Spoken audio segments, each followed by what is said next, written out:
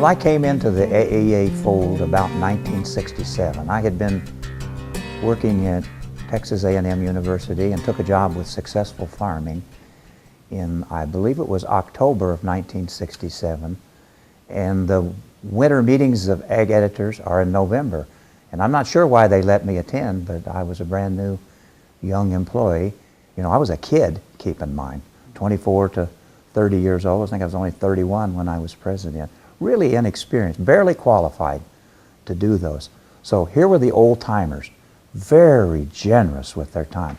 Bob Rupp, Minnesota farmer. Al Bull, Wallace's farmer. Cordell Tyndall, Missouri ruralist. Jim Lilly out at Prairie Farmer. And I'm leaving out people, of course. But those guys were really good to me.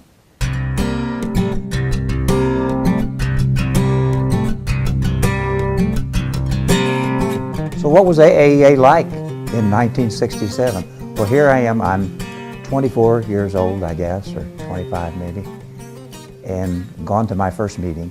And I had been a member of the College Editors Association, which was called ACE, Agricultural Communicators of Education, I guess it was. And that had a lot of women members. And I went to AAEA in 1967, then subsequently 68, and so on. There was one female member in 1967, at least one attending member. It was the home editor, that's what they called the female editors back in those days, of Missouri Ruralist. I believe her name was Maxine Harris. Only one woman. And I remember thinking, what's going on here? And it was, I don't say this critically because I bet there was a lot of that going on then. It was a good old boys club. They gathered and socialized, drank, told stories, and so on. And I remember thinking, we should have a purpose. So I began making speeches, I guess you would say, at least speaking out. You know, what's the point of this organization? Shouldn't we have a mission?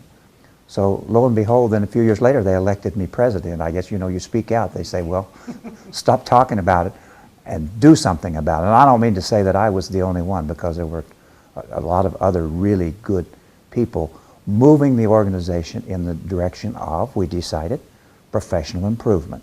And we decided professional improvement is honing your writing skills and your photography skills. So we set up a series of workshops.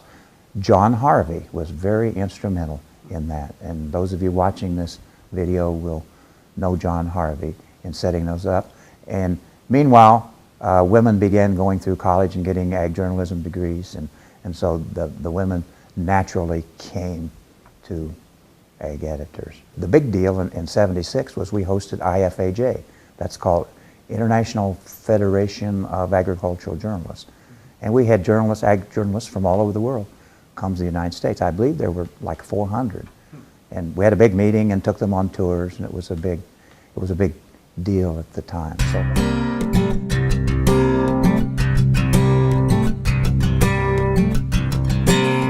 I don't know if this was a controversy. Yeah, I believe it was a controversy. We had what was called affiliate members at the time because we thought they were second-class citizens.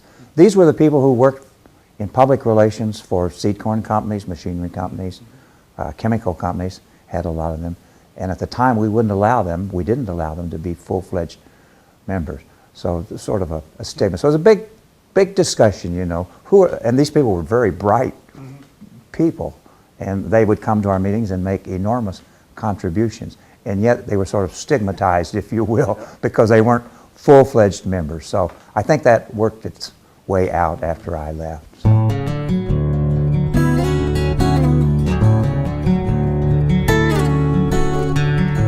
I don't think I missed a meeting in 25 years. And there were winter meetings and there were summer meetings, and it seems to me there were special meetings. So as you would imagine, you develop friendships, so of course that was positive.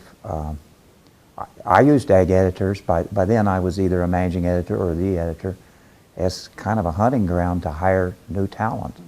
And I know, I recall several people that I was able to lure away from what they were doing and to come with us, and those were all very good experiences, good people, and worked out very well. So overall, it's good to interact with fellow professionals, don't you think? see, here's the way we do it, here's the way they do it, and you know, maybe learn something.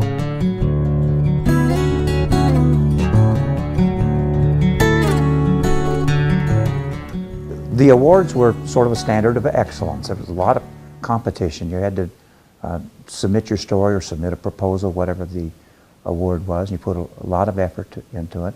And the competition was keen. So if you won one, I mean, this is a national organization, keep in mind. As I recall, the year I was president, there were 600 members, so this is not a small organization. Kind of immodest to say so, but I was motivated by trying to win those awards, and I did win them.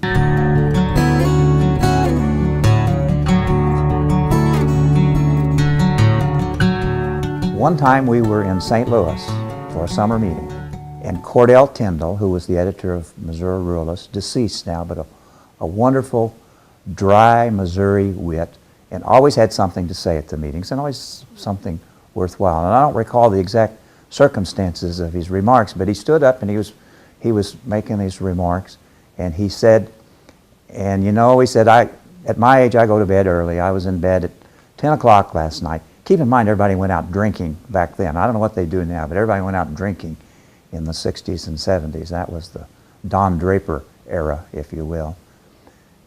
And Cordell said, about midnight, the headboard of the bed in the room next to me began banging back and forth. He says, I knew what was going on. He said, so I went back to sleep.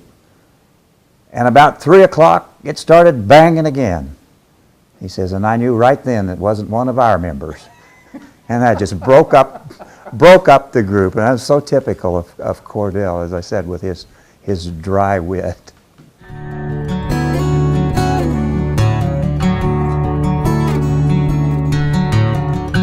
Holy cow, you think of what's facing ag communicators today.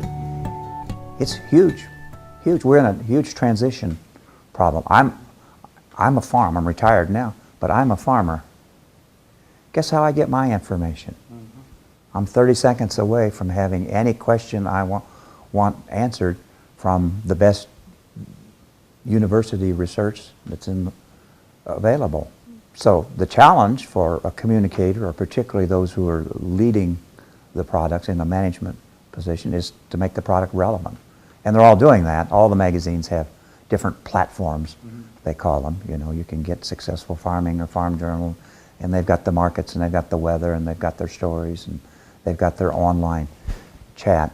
But it's a real challenge for print specifically to stay relevant. And if you're in a broadcast, you know, you look at the demise of the farm broadcaster. I don't know how many are left in America. I bet there aren't a dozen full-time farm broadcasters left in America because they don't give them space. Your customer has to find value in what you're sending out, whether it's a magazine or over the airwaves or whatever it is. And if there's an easier, cheaper, quicker solution, i.e. the internet on a smartphone, that's the way it's going to go.